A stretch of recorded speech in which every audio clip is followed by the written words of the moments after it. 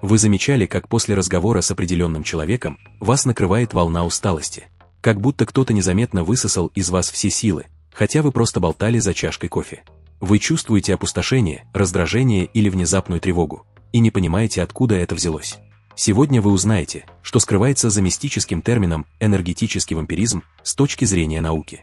Мы разберем реальные психологические механизмы, которые стоят за этим явлением, научимся распознавать разные типы таких людей и поймем, как защитить свое ментальное здоровье. Что происходит на самом деле? Забудьте про астральные шнуры и чакры. Когда вы чувствуете себя опустошенным после общения, виноваты не мистические силы, а вполне конкретные психологические процессы. Ваш мозг тратит огромные ресурсы на эмоциональную регуляцию в токсичном взаимодействии. Повышается уровень кортизола, гормона стресса. Активируется миндалевидное тело, отвечающее за тревогу и страх. Префронтальная кора, которая помогает нам мыслить рационально, начинает работать с перегрузкой, пытаясь разобраться в происходящем. Представьте, вы постоянно напряжены, анализируете каждое слово собеседника, подбираете правильные ответы, сдерживаете собственные эмоции. Это как бежать марафон, сидя на диване. Неудивительно, что потом вы чувствуете себя выжатым лимоном. Психолог Карл Юнг говорил о психической инфекции, когда невротические паттерны одного человека передаются другому через эмоциональный контакт. Современные нейробиологи подтверждают, наши зеркальные нейроны автоматически копируют эмоциональные состояния окружающих. Если человек рядом постоянно в негативе, ваш мозг буквально заражается этим состоянием. Давайте разберем самые распространенные типы людей, которых называют энергетическими вампирами, и поймем, что на самом деле происходит в их голове, и в вашей. Жертва – профессиональный страдалец. Вы знаете такого человека. У него всегда все плохо. Начальник-тиран, невыносимые коллеги, неблагодарные дети, здоровье никуда. Каждый разговор превращается в монолог о несправедливости мира. Вы пытаетесь помочь советом, он объясняет, почему это не сработает. Предлагаете новый ракурс, он находит 1000 причин, почему ситуация безнадежна. Психологи называют это выученной беспомощностью. Термин ввел Мартин Селигман после экспериментов на собаках в 1960-х годах. Он обнаружил, если живое существо долго находится в ситуации, где не может контролировать негативные события, оно перестает пытаться что-то изменить, даже когда появляется возможность. Жертва получает вторичную выгоду от своего положения. Жалость окружающих, внимание, освобождение от ответственности за собственную жизнь. Я не виноват, что все так плохо, виноваты обстоятельства.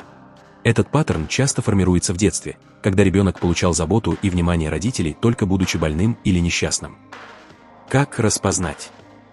Жертва отвергает любую помощь, но продолжает жаловаться. Ее проблемы никогда не решаются, они только множатся. Она находит негатив даже в позитивных событиях.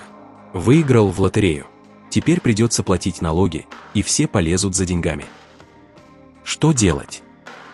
Установите четкие границы. Выслушать можно один раз, от силы 2. Дальше, стоп-сигнал. Я вижу, тебе тяжело, но я уже предложил все, что мог. Возможно, стоит обратиться к специалисту. Не пытайтесь спасти жертву, она не хочет спасения. Ваша задача – сохранить собственные ресурсы. Сокращайте время общения, меняйте тему, не давайте втянуть себя в бесконечный цикл жалоб. Нарцисс – зеркало, которое всасывает свет. Этот человек ослепительно обаятелен при первой встрече. Харизматичный, уверенный, интересный. Но постепенно вы замечаете, любой разговор он поворачивает к себе. Рассказывайте о своей проблеме. Через минуту он уже повествует о своей, намного более значимой. Дельтесь радостью, он либо обесценивает ее, подумаешь, у меня вон чего было, либо затмевает своими достижениями. Нарциссическое расстройство личности – серьезное психологическое состояние. В его основе лежит парадокс – грандиозное, раздутое эго снаружи и глубокая внутренняя пустота. Психоаналитик Хайнц Кохут объяснял это так. Нарциссу в детстве не хватило безусловной любви. Родители восхищались им только за достижения, но не любили просто так. Теперь он пытается заполнить эту черную дыру постоянным восхищением окружающих. Нарцисс буквально питается вашим вниманием. Когда вы смотрите на него с восхищением, в его мозгу активируется дофаминовая система поощрения, как у наркомана, получившего дозу. Но эффект быстро проходит, и нужна новая порция. Поэтому он постоянно требует признания, похвалы, подтверждения своей исключительности. Как распознать? Нарцисс не умеет слушать. Он не проявляет эмпатии, когда вам плохо. Зато обижается, если вы не восхитились его рассказом. Он воспринимает критику как личное оскорбление. Окружающее для него – декорации в спектакле, где он главная звезда. Что делать? С клиническим нарциссизмом бороться бесполезно. Человек не считает, что проблема в нем. Если это коллега или дальний знакомый, минимизируйте контакт. Не кормите его восхищением, но и не пытайтесь поставить на место. Получите мощную агрессию. Держите нейтралитет. Если это близкий человек и разрыв невозможен, четкие границы и терапия для себя, чтобы научиться не принимать его поведение на свой счет. Критик – мастер тонкого уничтожения. Этот тип действует изящнее. Он не кричит и не обвиняет напрямую. Он использует замечания из лучших побуждений. Ты уверена, что это платье тебе идет? Интересная идея, конечно, но вряд ли сработает. Я просто хочу, чтобы ты не разочаровался. После общения с критиком вы чувствуете себя маленьким, глупым, неправильным. Психологический критик страдает от проекции, защитного механизма, когда человек переносит на других собственные непринятые качества. Он не может справиться с внутренним критическим голосом, поэтому направляет его наружу. Критикуя вас, он на мгновение получает облегчение. Проблема не во мне, а в других людях, которые все делают не так. Корни часто уходят в детство с требовательными родителями. Ребенок постоянно слышал «недостаточно хорошо, можешь лучше, вот Петя отличник, а ты». Теперь взрослый человек воспроизводит эту модель, потому что для него она – норма взаимодействия. Критик получает подпитку от вашей неуверенности. Когда вы начинаете сомневаться в себе, оправдываться, доказывать свою правоту, он чувствует превосходство. Его внутренний критик наконец замолкает, потому что нашел мишень снаружи. Как распознать? Критик часто прикрывается заботой «я же хочу как лучше». Его замечания систематичны и направлены на вашу личность, а не на конкретные действия. Он редко хвалит, зато всегда найдет, к чему придраться. После общения с ним вы чувствуете не мотивацию исправиться, а бессилие и растерянность. Что делать? Не оправдывайтесь. Когда вы начинаете защищаться, критик получает подтверждение «вот видишь, есть за что цепляться». Вместо этого техника серого камня. Нейтральные безэмоциональные ответы. Спасибо, я учту. Интересная точка зрения. Возможно. Не давайте эмоциональной реакции, критик потеряет интерес. Укрепляйте собственную самооценку, чтобы чужие слова не пробивали вашу броню. Драматург – создатель хаоса. У драматурга всегда кризис. Сегодня она поссорилась с мужем и думает о разводе. Завтра они помирились. Это судьба. Послезавтра новый скандал. Постоянные разрывы отношений, конфликты на работе, экстренные ситуации, требующие немедленного вмешательства. Вы постоянно в напряжении. Что на этот раз? Какую проблему придется разруливать? Психологи связывают это с пограничным расстройством личности или его чертами. Человек не выносит стабильности и эмоциональной пустоты. Ему нужны интенсивные переживания, любые, даже негативные. Спокойствие воспринимается как угроза, пустота, которую срочно нужно заполнить. Поэтому драматург неосознанно создает кризисы. Нейробиология объясняет это дисбалансом в системе регуляции эмоций.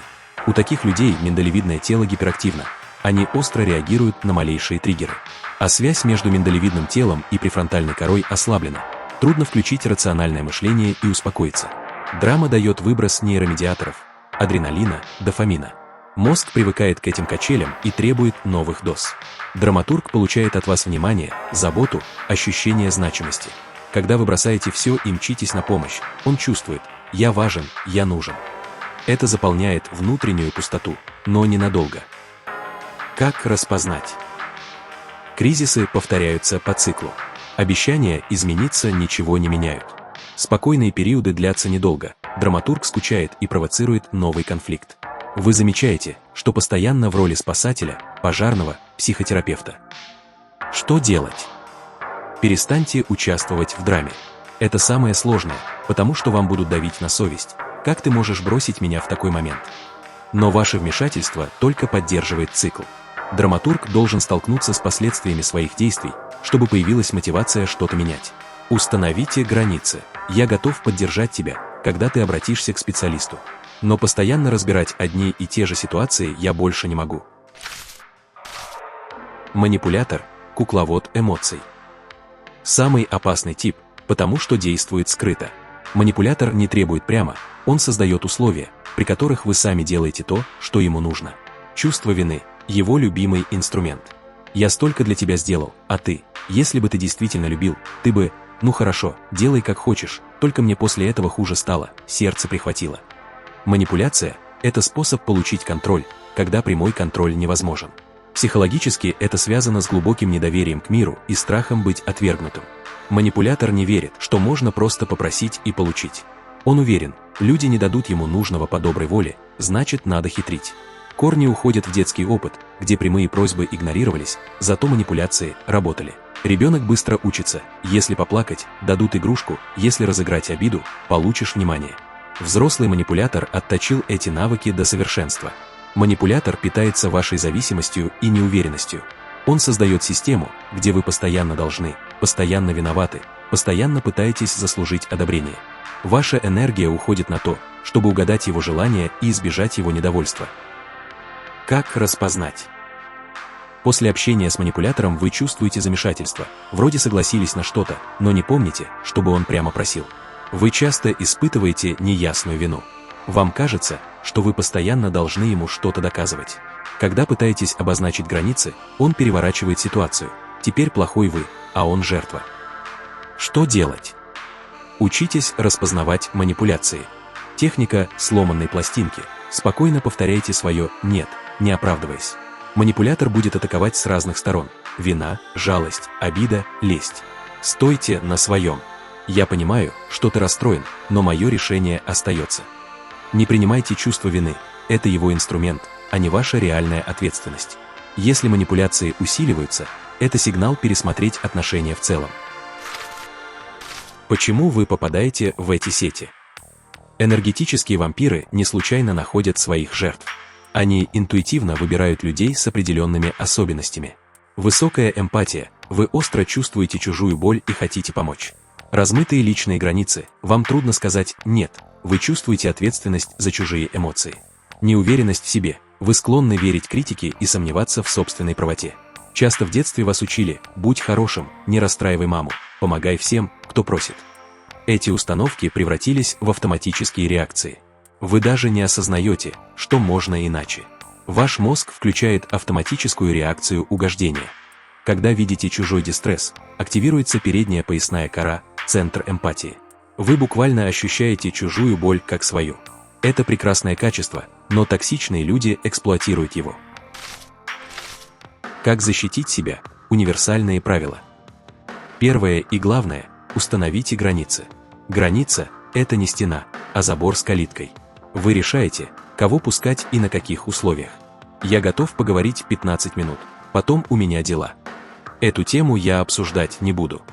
Нет, полноценный ответ, не требующий оправданий. Второе. Научитесь распознавать свои эмоции. Когда после общения вы чувствуете опустошение, тревогу, раздражение, это сигнал. Ваша психика говорит, что-то не так. Не игнорируйте эти маркеры. Третье. Разделяйте эмоции.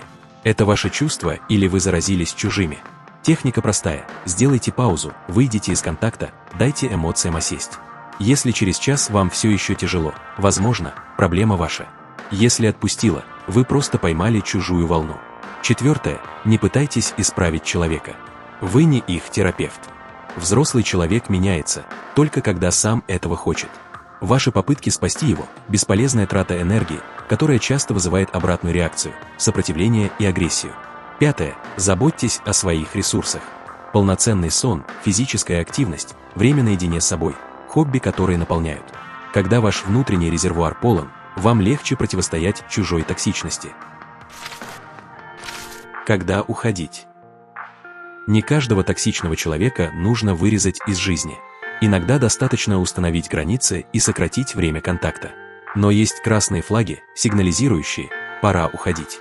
Если человек постоянно нарушает ваши границы, даже когда вы их четко обозначили. Если общение с ним вредит вашему физическому или ментальному здоровью, бессонница, тревожность, депрессивные эпизоды. Если он не признает проблемы и отказывается что-то менять.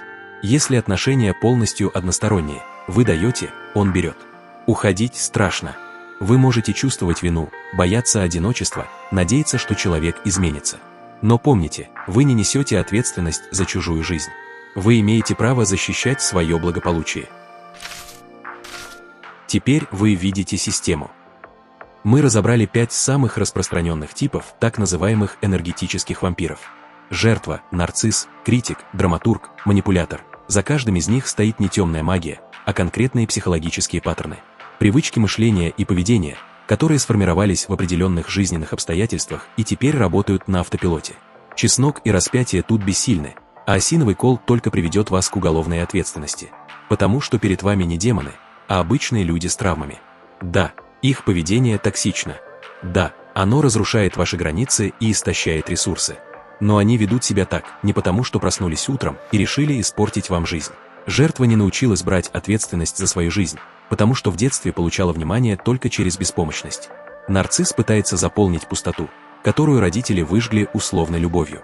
Критик воспроизводит единственную модель общения, которую знает. Драматург боится тишины, в которой всплывает настоящая боль. Манипулятор не верит, что его могут любить просто так, без хитростей. Понимание не означает, что вы должны терпеть. Осознание причин не обязывает вас жертвовать собой. Но оно снимает с вас чувство вины за установку границ. Вы не бросаете плохого человека, вы защищаете себя от нездоровых паттернов, которые этот человек пока не готов изменить.